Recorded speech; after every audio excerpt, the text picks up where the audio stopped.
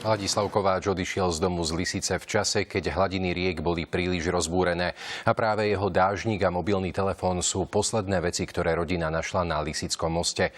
Obávajú sa najhoršieho. Každým dňom nádej na to, že by Laco ešte mohol žiť, klesá. Po Lacovi, ktorý sa stratil ešte minulý týždeň, dnes opäť pátrali záchranári. Bol naposledy videný na Lisickom moste, to je vlastne smer Terchova. Práve preto sa dobrovoľníci zamerali na rieku, do ktorej mohol Laco buď spadnúť, alebo sám skočiť. Budeme peši prepatravať brehy rieky Varinka. No a uvidíme, či niečo nájdeme, či nie. Minulý týždeň Laca hľadali aj hasiči zo záchrannej brigády. Po dažďoch im rozbúrená rieka dala zabrať. Teraz je Varinka už čistá, takže tam idú vlastne pešiaci, ktorí budú prepatravať stromy, či náhodou nie je zachytený na strome, alebo niekde od nejakého kameňa obtočený.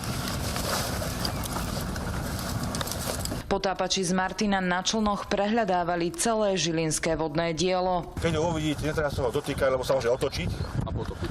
a môže vypustiť vzduch, ktorý má vnúka a sa môže potopiť nazad.